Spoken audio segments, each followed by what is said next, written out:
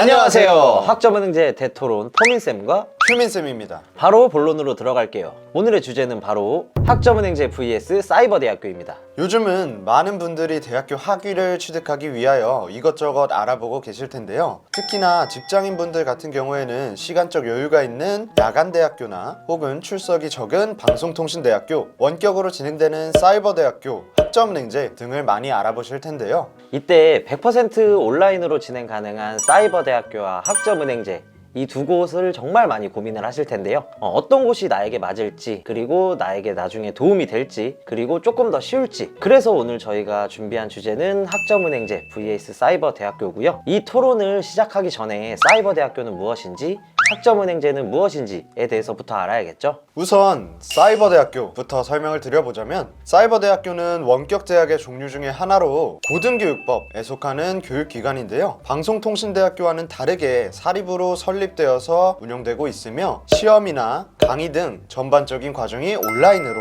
진행된다는 점이 있습니다. 보통 4년제 학사 학위 취득을 위해서 많이들 다니시지만 전공과 학교에 따라서 전문대 졸업장까지 취득하실 수 있고, 사이버대학교에 들어가기 위해서는 보통 학업평가나 면접으로 평가를 받고 들어가게 되시는데, 사실 모집 인원보다는 지원 인원이 적기 때문에 어지간하면 합격하실 수 있습니다. 학점은행제는 고등교육법과 평생교육법 중에 평생교육법에 속하는 교육기관으로 사이버대학교와 진행 방법은 큰 차이가 없지만 대학교가 아닌 나라에서 졸업장을 받는다라고 생각해 주시면 됩니다. 평생교육법에 속한 학점은행제의 대표적인 특징으로는 이중학적 제한이 없다는 걸 들 수 있는데요. 이중학적 제한이 없다는 건 대학교나 사이버대학교 등과 병행할 수 있다는 점이에요. 예를 들어서 고려대를 다니면서 연세대학교를 다니는 건 불가능하지만 고려대학교를 다니면서 학점은행제를 진행하는 건 가능합니다. 학점은행제 수업은 국가평생교육진흥원에서 평가 인정을 받은 사립교육원에서 진행이 되는데, 사이버대학교와 마찬가지로 수업, 시험뿐만 아니라 다양한 학사 일정들이 온라인으로 진행되는 게 보편적이고요. 오프라인 교육원도 있다는 점 꼭 참고해 주세요. 이때 사이버대학교와의 가장 큰 차이점이 학년제가 아닌 학점제라는 점인데요. 4년을 온전히 투자해야 되는 학년제와는 달리 강의, 자격증, 독학사, 전적대 등을 이용해서 목표하는 일정 학점을 달성하면 졸업장이 나오게 됩니다. 학점은행제는 고등학교 졸업자 이상이면 누구나 이용이 가능하고 매달 수강반이 있는데 이 정원 안에만 들어가면 합격, 불합격 없이 진행이 가능합니다. 여기까지 사이버대학교와 학점은행제 기본적인 특징들을 정리해 보았는데요. 본격적인 토론에 들어가기에 앞서서 학점은행제 입장을 맡아주실 포민쌤과 그리고 사이버대 입장을 맡아주실 휴민쌤과 토론 시작해 보겠습니다. 그러면 학점은행제 장점 뭐가 있죠? 일단 가장 대표적인 장점으로는 기간 단축이 있겠죠. 사이버대학교는 일단 기본적으로 4년제 졸업장을 취득하기 위해선 온전히 4년을 쏟아부어야 되잖아요. 그런데 학점은행제는 학점제이기 때문에 내가 마음만 먹는다면 4년제 졸업장을 2년 만에, 그리고 2년제 졸업장을 1년 만에 취득할 수 있는 장점이 있는데, 사이버대학교는 딱히 그런 기간 단축이 불가능하지 않습니까? 근데 사실 이 사실을 기업 입장에서도 알고 있다 보니까 학벌적인 가치가 사이버대가 더 높은 장점이 있는 거죠. 오히려 단점이라고 생각하는 게 장점이 되기도 하고, 실제로 학점은행제 반려동물 관련이나 공학 관련 수업을 듣는 교육기관이 많이 개설되어 있진 않잖아요. 오히려 사이버대학교에서는 이 전공 저 전공 골라가면서 편하게 들을 수 있으니까 학점은행제보다 사이버대학교가 학벌적인 가치도 높고 공부하고 싶은 전공도 다양하게 고를 수가 있는 거죠. 그런데 많은 분들이 학점은행제에 대한 오해가 있어요. 온라인으로 진행 가능한 전공이 매우 부족하다. 하지만 이거는 정말 100% 오해입니다. 왜냐면 제가 아까 말씀드렸다시피 학점은행제는 학점제이기 때문에 강의뿐만 아니라 자격증으로도 학점을 취득할 수 있다고 했잖아요. 그렇다 보니 전공 수업이 오프라인 교육원으로만 개설되어 있는 전공이라 하더라도 그 오프라인 교육원을 이용하지 않고 자격증으로 모두 전공 학점을 대체하면은 이런 전공들까지도 온라인으로 진행이 가능합니다. 자, 그 사이버대학교에서 예를 들어서 기계공학과를 나왔다고 칩시다. 이 사람은 그 기계공학과 졸업장 딱 하나만 갖고 있어요. 근데 학점은행제에서 전공 학점을 모두 자격증으로 대체한 사람은 자격증을 거의 3개 가까이 들고 졸업장을 같이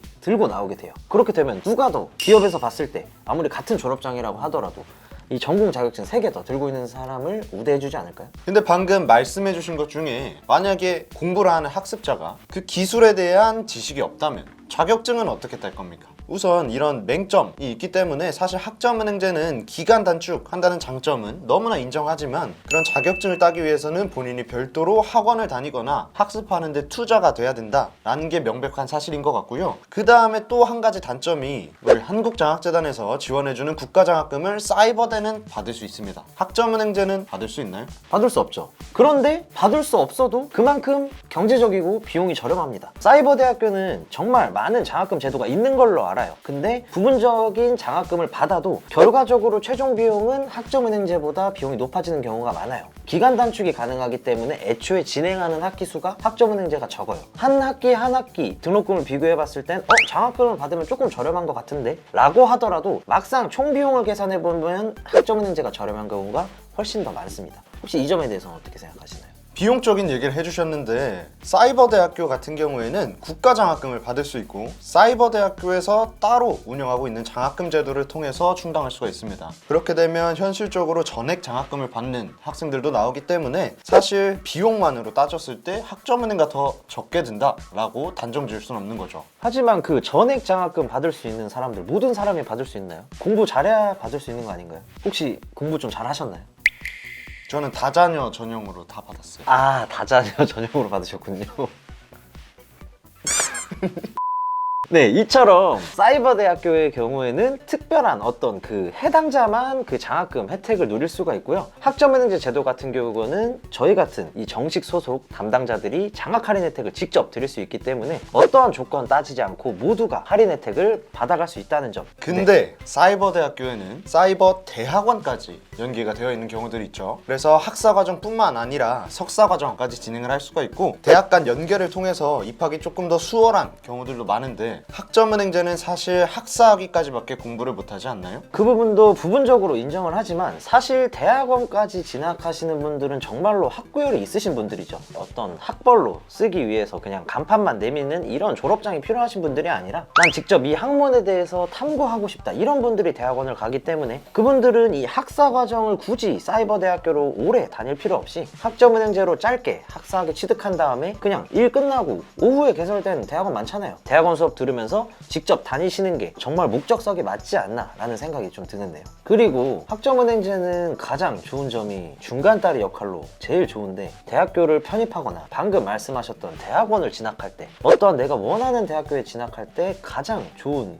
제도라고 저는 생각이 들어요. 일단은 기본적으로 기간이 단축된다는 점, 그래서 내가 조금이라도 입학을 빨리 할 수 있다는 점과 그 입학하는데 준비하는데 들어가는 비용이 엄청나게 저렴하다는 점, 그리고 저희 같은 담당자랑 진행을 하기 때문에 난이도가 쉬워서 편입 준비하시는 학생들은 영어 공부에, 대학원 준비하시는 분들은 전공 공부에 시간 투자를 할 수 있다는 점이 정말 좋은데 이 사이버대학교의 경우는 어쨌든 온전히 학사 일정을 나 혼자 진행하지 않습니까? 예를 들어 내가 편입을 하기 위해서 사이버대학교를 간다 라고 하면은 조금 불리하지 않을까요? 그럴 수 있지만 물론 사이버대학교도 조교님들이 다 계시죠. 교수님들도 계시고 그 다음에 방금 중간다리 역할을 말해주셨는데 사실 사이버대학교는 어느 정도 학점은행제보다 학벌적인 가치가 높다 보니까 중간다리 역할 없이 사이버대 졸업만으로 학벌을 활용하시는 경우도 많고요. 전문대학교 졸업하신 분들이 4년제 졸업장 필요하다라고 하면 사실 학점은행제보다는 사이버대를 가시는 게 조금 더 편리하시기도 하죠. 편리하다는 게 그러면 사이버대 같은 경우는 입학이 쉽기 때문에 편리하다고 말씀하시는 건가요? 입학이 쉽기도 하고 내가 A라는 전공을 했으면 그대로 A라는 전공 이어서 갈 수 있지만 학점은행제는 앞서 말한 것처럼 A라는 전공이랑 동일한 전공이 없기도 하지 않습니까? 아닙니다. 있습니다. 예를 들어서 기계공학과 2년제 졸업하신 학생은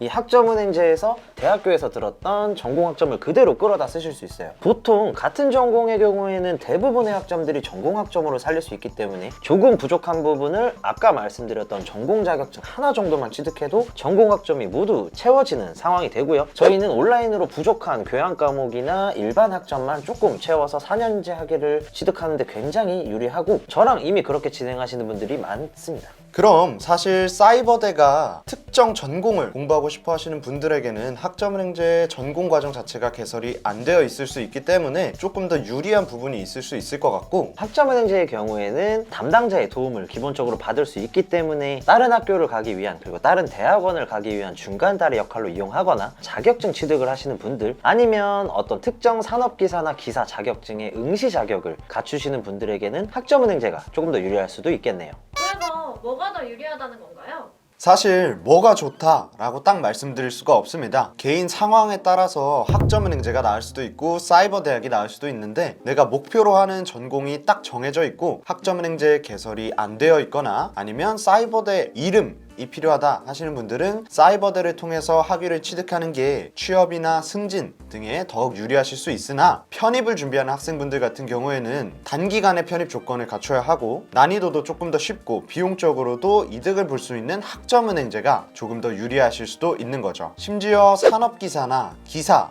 등의 자격증 응시 조건을 챙길 때에도 사이버대학교에서 2년과 4년의 시간을 쓰는 것보다 학점은행제에서는 4개월 과정, 1년 과정으로 산업기사, 기사 응시 자격까지 충족하실 수 있습니다. 다만 학점은행제는 온라인으로 진행 가능한 전공이 제한적이기 때문에 본인의 상황이 학점은행제가 나은지 사이버대학이 나은지 너무 모르겠다, 헷갈린다 하시는 분들은 문의 혹은 댓글 남겨주시면 저희가 학우님의 상황 정확하게 판단해서 학점은행제가 나을지 사이버대학이 나을지 판단해 드리겠습니다. 저희는 교육부 정식인가 교육기관에 소속되어 있는 담당자로서 별도의 컨설팅 비용이나 상담 비용이 발생하지 않고요. 퇴근 후나 주말 편하신 시간에도 상담 도움 드리고 있으니 언제든 연락 주시면 학우님 상황에 맞는 안내 도와드리도록 하겠습니다.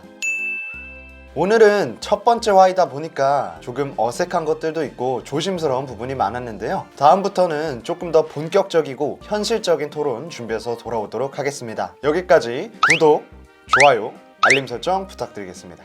부탁드립니다. 제발.